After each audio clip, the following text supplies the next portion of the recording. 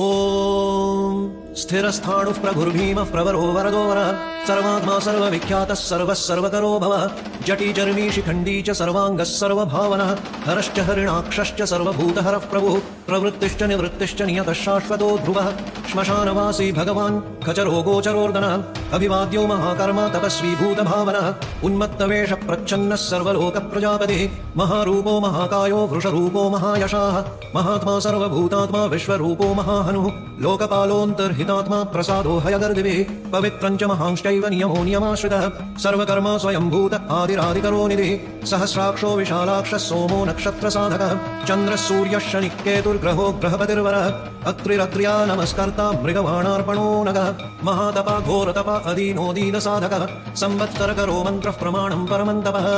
योगी योज्य महाबीजो महारेता महाबलः सुवर्णरेता सर्वज्ञः सुबीजो बीजवाहनः दशबाहुस्त्वनिमिषो नीलकण्ठ उमापतिः विश्वरूपः स्वयं श्रेष्ठो बलवीरो बलो गणः गणकर्ता गणपतिर्दिग्वासः काम एव च मन्त्रविद् परमो मन्त्रः सर्वभावकरो हरः कमण्डलुधरो धन्वी वाणहस्तः कपालवान् अशनीशतघ्नी खड्गी पट्टिशी चायुधी महान् श्रुवहस्तः सुरूपश्च तेजस्तेजकरो निधिः उष्णीषी च सुवक्त्रश्च उदग्रो विनतस्तथा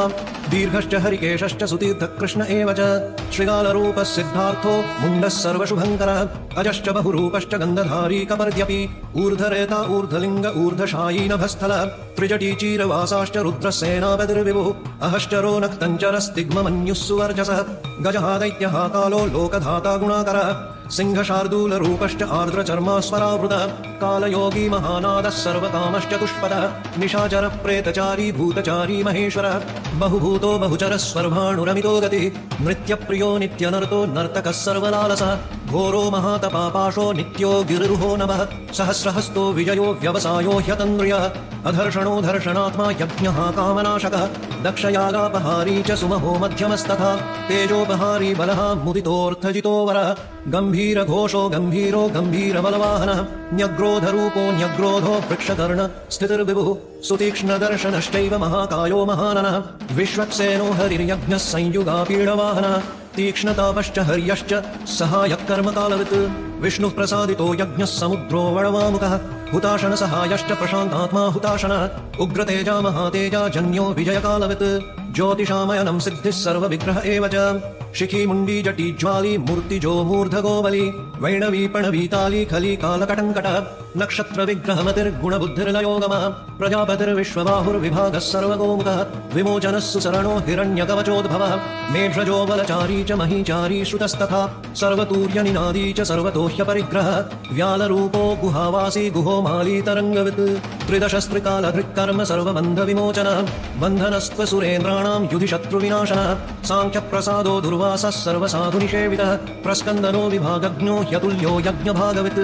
सर्ववासः सर्वाचारी दुर्वासा वासवोमरः हैमो हेमकरो यज्ञः सर्वधारीधरोत्तमः लोहिताक्षो महाक्षश्च विजयाक्षविशारदः संग्रहो निग्रहकर्ता सर्पचीरनिवासनः मुख्यो मुख्यश्च देहश्च काहलिः सर्वकामदः सर्वकालप्रसादश्च सुबलो बलरूपधृक् सर्वकामवरश्चैव सर्वदः सर्वतोमुखः आकाशनिर्विरूपश्च निपाति ह्यवशोखगः रौद्ररूपोऽशुरादित्यो बहुरश्मिः सुवर्चसी वसुवेगो महावेगो मनोवेगो निशाचरः सर्वावासी श्रियावासी उपदेशकरोकरः मुनिरात्मा निरालोकः संभग्नश्च सहस्रदः पक्षी च पक्षरूपश्च अतिदीप्तो विशाम्पतिः उन्मादो मदनः कामो ह्यश्वत्थोऽर्थकरो यशः वामदेवश्च वामश्च प्राग्दक्षिणश्च वामनः सिद्धयोगी महर्षिश्च सिद्धार्थः सिद्धसाधकः भिक्षुश्च भिक्षुरूपश्च विपणो मृदुरव्ययः महासेनो विशाखश्च षष्टिभागो गवाम्पतिः वज्रहस्तश्च विष्कम्भी चमुस्तम्भन एव च वृत्तावृत्तकरस्तालो मधुर्मधुकलोचनः वाचस्पत्यो वाजसनो नित्यमाश्रमपूजितः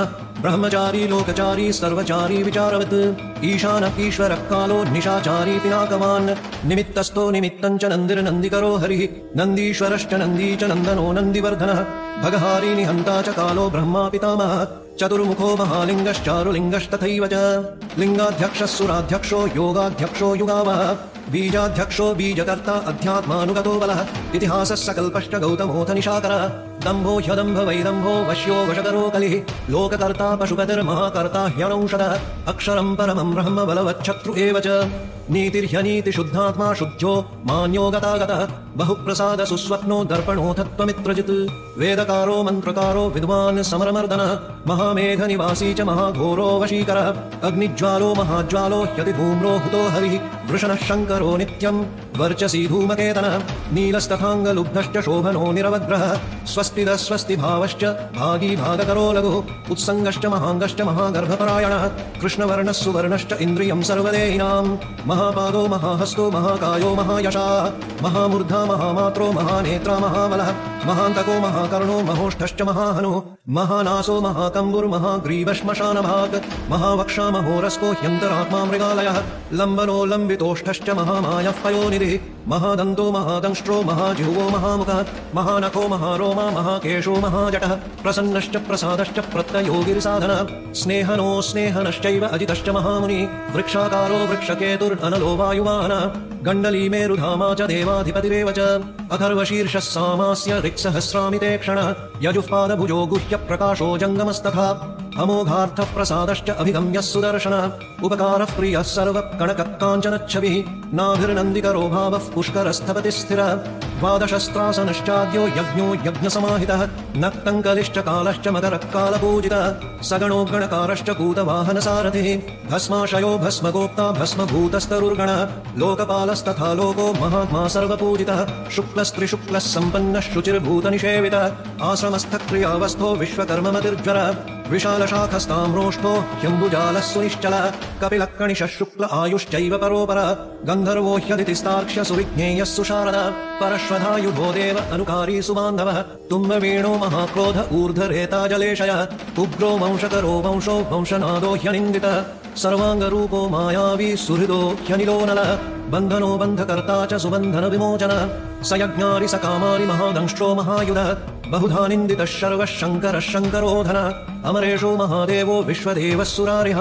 अहिर्बुध्न्यो निलाभश्च चेकितानो हविस्तथा अजैकपाच्च कापालि त्रिशङ्कुरजितः शिवः धन्वन्तरिर्धूमकेतुस्कन्दो वैश्रवणस्तथा धाता शक्राश्च विष्णुश्च मित्रस्त्वष्टा ध्रुवोधरः प्रभावः सर्वगो वायुर्अर्यमा सविता रविः उषङ्गुश्च विधाता च मान्धाता भूतभावनः बिभर्वर्ण विभावी च सर्वकामगुणावः पद्मनाभो महागर्भश्चन्द्रवक्त्रो निलोनलः बलवांश्चोपशान्तश्च पुराणः पुण्यचञ्चुरी कुरुकर्ता कुरुवासी कुरुभूतो गुणौषधः सर्वाशयो दर्भाचारी सर्वेषां प्राणिनां पतिः देवदेवः सुखासक्तः सदसत्सर्वरत्नवित् कैलासगिरिवासी च हिमवद्गिरिसंश्रयः कूलहारी कूलकर्ता बहुविद्यो बहुप्रदः वणिजो वर्धकी वृक्षो वकुलश्चन्दनश्छदः सारग्रीवो महाजत्रुरलोलश्च महौषधः सिद्धार्थकारी सिद्धार्थश्छन्दो व्याकरणोत्तरः सिंहनादः सिंहदंष्ट्रः सिंहदः सिंहवाहनः प्रभवात्मा जगत्कालस्तालो लोकहितस्तरुः सारङ्गो नवचक्राङ्गः केतुमाली सभावनः भूतालयो भूतपतिरहोरात्रमनिन्दितः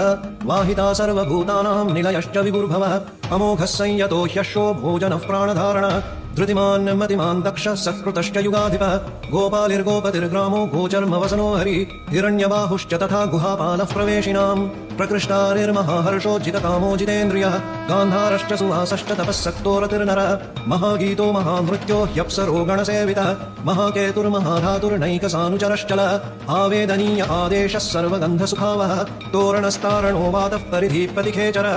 संयोगो वर्धनो वृद्धो युधिवृद्ध्यो गुणाधिकः नित्य आत्मसहायश्च देवासुरपतिः पदे युक्तश्च युक्तबाहुश्च देवो दिवि सुपर्वणः आषाढश्च सुषाढश्च ध्रुवोऽथ हरिणो हरः वसुधा वर्तमानेज्यो वसुश्रेष्ठो महापतः शिरोहारी विमर्शश्च सर्वलक्षणलक्षितः अक्षश्च रथयोगी च सर्वयोगी महाबलः समाम्नायो समाम्नायस्तीर्थदेवो महारथः निर्जीवो जीवनो मन्त्रः शुभाक्षो बहुकर्कशः रत्नप्रभूतो रत्नाङ्गो महार्णवनिपानवित् मूलं विशालो ह्यमृतो व्यक्ताव्यक्तस्तपोनिधिः आरोहणोधिरोहश्च शीलधारी महायशाः सेनाकल्पो महाकल्पो योगो युगकरो हरिः युगरूपो महारूपो महानागहनो वदः न्यायनिर्वपणः पादः पण्डितो ह्यचलोपमः बहुमालो महामालः शशी हरसुलोचनः विस्तारो लवनः कूपस्त्रियुगः सफलोदयः त्रिलोचनो विषण्णाङ्गो मणिविद्धो जटाधरः विन्दुर्विसर्गः सुमुखः शरः सर्वायुधः स निवेदनः सुखाजातः सुगन्धारो महाधनुः गन्धपाली च भगवान् उत्थानः सर्वकर्मणां सन्धानो बहुलो वायुः सकलः सर्वलोचनः तलस्तालकरस्थालि ऊर्ध्वसङ्घननो महान् छत्रं सुच्छत्रो विख्यातो लोकः सर्वाश्रयक्रमः मुण्डो विरूपो विकृतो दण्डी कुण्डी विकुर्वणः हर्यक्षक्ककुभो वज्रीशतजुह्वः सहस्रपात् सहस्रमूर्धा देवेन्द्रः सर्वदेवमयो गुरुः सहस्रबाहुः सर्वाङ्गः शरण्यः सर्वलोककृत् पवित्रं त्रिककुन्मात्रः कनिष्ठः कृष्णपिङ्गलः ब्रह्मदण्डविनिर्माता शतघ्नी पापशक्तिमान् पद्मगर्भो महागर्भो ब्रह्मगर्भो जलोद्भवः गभस्तिर्ब्रह्मकृद् ब्रह्मी ब्रह्मविद् ब्राह्मणो गतिः अनन्तरूपो नैकात्मा तिग्मतेजा स्वयंभुवः ऊर्ध्वगात्मा पशुपतिर्वातरङ्हा मनोजवः चन्दनी पद्मनालाग्रः सुरभ्युत्तरणो नरः कर्णिकार महाश्रगवी नीलमौलिः पिनाकधृक् उमापतिरुमाकान्तो जाह्नवी धृगुमाधवः वरो वराहो वरदो वरेण्यः सुमहास्वनः महाप्रसादो दमनः शत्रुः श्वेतपिङ्गलः पीतात्मा परमात्मा च प्रयतात्मा प्रधानधृक् सर्वपार्श्वमुखस्त्र्याक्षो धर्मसाधारणो वरः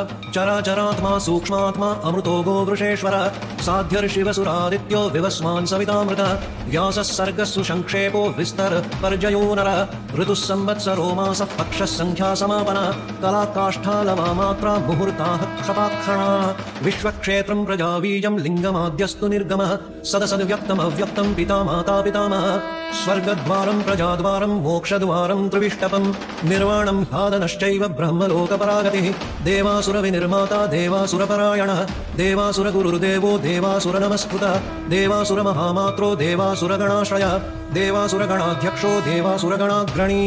देवातिदेवो देवर्षिर्देवासुरवरप्रदः देवासुरेश्वरो विश्वो देवासुरमहेश्वरः सर्वदेवमयो चिन्त्यो देवतात्मात्मसम्भवः उद्भित्रिविक्रमो वैद्यो विरजो नीरजोमरः इज्यो हस्तीश्वरो व्याघ्रो देवसिंहो नरर्षवः विबुधोऽग्रवरः सूक्ष्मः सर्वदेवस्तपोमयः सुयुक्तः शोभनो वज्रीप्रसानां प्रभवो द्वयः गुहः कान्तो निजस्वर्गः पवित्रं सर्वपावनः शृङ्गी शृङ्गप्रियो बभ्रुर्राजराजो निरामयः अभिरामः सुरगणो विरामः सर्वसाधनः ललाटक्षो विश्वदेवो हरिणो ब्रह्मवर्चसः स्थावराणां पतिष्ठैव नियमेन्द्रियवर्धनः सिद्धार्थः सिद्धभूतोऽर्थो चिन्त्यः सत्यव्रतः शुचिः व्रताधिपः परं ब्रह्म भक्तानां परमागतिः